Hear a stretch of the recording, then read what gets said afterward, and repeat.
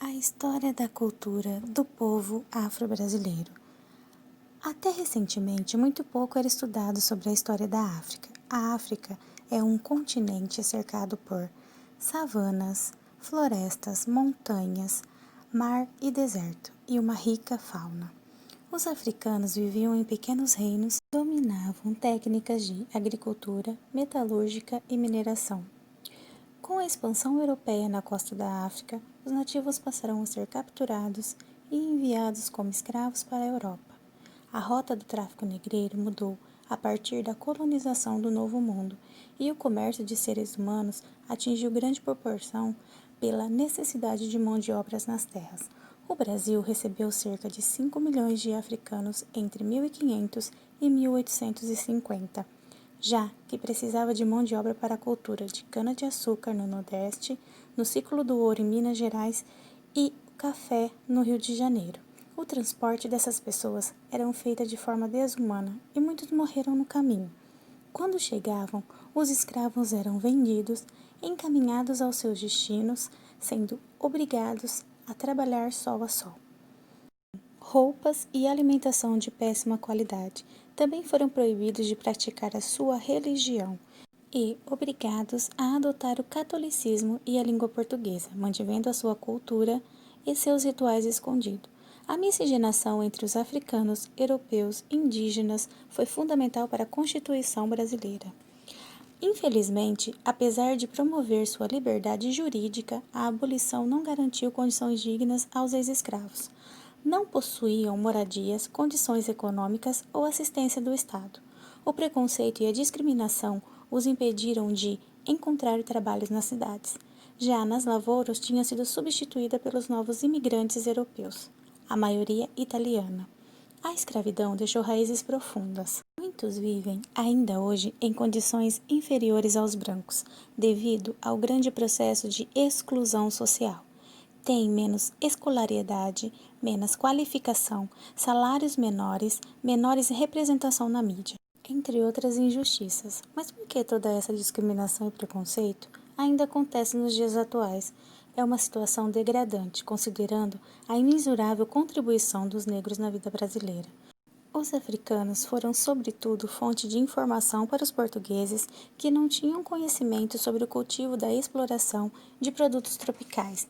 Foi a tecnologia africana com seus conhecimentos agrícolas, além de suas técnicas de mineração, que tornou tudo possível, e principalmente o ciclo econômico do Brasil, como a cultura de cana-de-açúcar, a extração de mineral, o cultivo do algodão e do café, gerando riqueza e transformando a história e a geografia do país naquele que conhecemos hoje. Apesar de todo o sofrimento, os africanos deixaram para o Brasil uma cultura riquíssima que influenciou muitos costumes locais. A diversidade africana refletiu na nossa música, comida, língua, fala e escrita e religião. Para que sua cultura sobrevivesse, os africanos trazidos ao Brasil fizeram adaptações, apropriações de sua cultura. Seus rituais, costumes, manifestações eram proibidos, sendo perseguidos por muito tempo, que só acabou na lei da década de 1930, durante o Estado Novo de Getúlio Vargas. A região mais povoada com a mão de obra africana devido às plantações de cana-de-açúcar foram a Bahia, Pernambuco, Maranhão, Alagoas, Minas Gerais, Rio de Janeiro, Espírito Santo, São Paulo e Rio Grande do Sul. A cultura africana contribuiu muito para a cultura brasileira, e é importante frisar que a cultura afro-brasileira é parte constituinte da memória africana e da história brasileira. A cultura afro-brasileira é composta de costumes, tradições como mitologia, o folclore, a língua, fala e escrita, a culinária, a música, dança, a religião, enfim, o imaginário cultural brasileiro. A língua brasileira herdou muitas palavras que migram diferente dos dialetos africanos. Palavras como banguela, batucar, caçula, cochilar, xingar e muitas outras palavras que foram adotadas pelos brasileiros. A culinária é outro elemento típico da cultura afro-brasileira. O dendê é um dos alimentos africanos mais populares, extraído do azeite, que dá origem a muitos pratos típicos como acarajé, caruru, vatapá. Ela também introduziu a panela de barro, o leite de coco, o feijão preto, o quiabo, dentre outros. E por fim, o prato brasileiro mais conhecido, a feijoada. Criada por escravos como uma apropriação da feijoada portuguesa e produzida a partir dos restos de carne que os senhores do engenho não consumiam, a feijoada brasileira, considerado o prato nacional do país, é frequentemente citada como tendo sido criada nas senzalas e ter servido de alimentos para os escravos na época colonial. Atualmente, porém, considera-se a feijoada brasileira uma adaptação tropical da feijoada portuguesa, que não foi servida normalmente aos escravos. Apesar disso, a cozinha brasileira regional foi muito influenciada pela cozinha africana, mesclada com elementos culinários europeus e indígenas.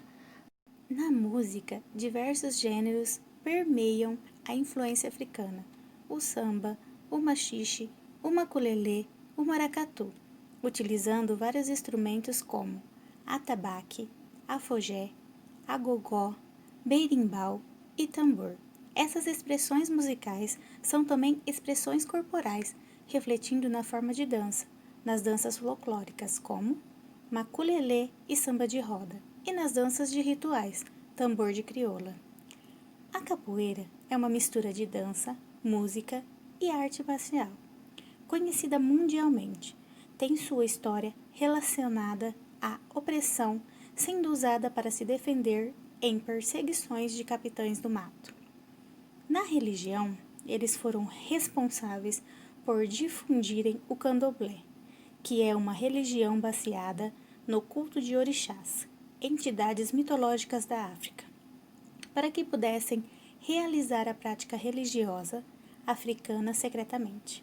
Associavam os santos brasileiros aos orixás africanos, uma conversão apenas aparente caracterizando o sincretismo com o catolicismo.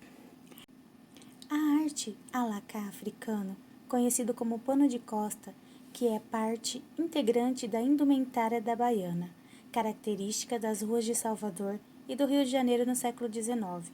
Usando sobre os ombros o pano de costa, teria como principal função, de acordo com o pesquisador Raul Lodi, distinguir o posicionamento feminino nas comunidades afro-brasileiras.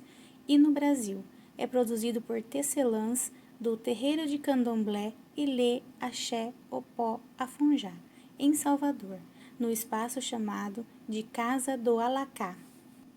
Para se combater o racismo e poder valorizar a cultura africana, a qual compõe a brasileira, é necessário que haja um profundo conhecimento histórico sobre o continente africano.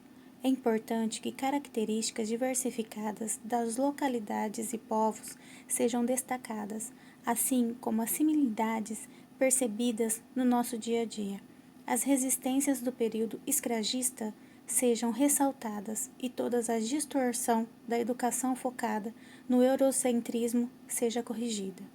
A educação é um instrumento de formação de opiniões, consciência crítica e viabilização de mudanças na sociedade. Certamente, tais mudanças não ocorrerão em curto prazo. No entanto, o conhecimento da cultura africana, quando eficientemente explorada e difundida, terá êxito no alcance dos objetivos educacionais, os que visam a atribuição do valor devido a esta cultura, redução significativa do preconceito de qualquer natureza, principalmente os que englobam cor de pele e religiosidade, a identificação satisfatória da influência desta cultura na nossa formação de identidade livre de estigmas e senso de inferioridade.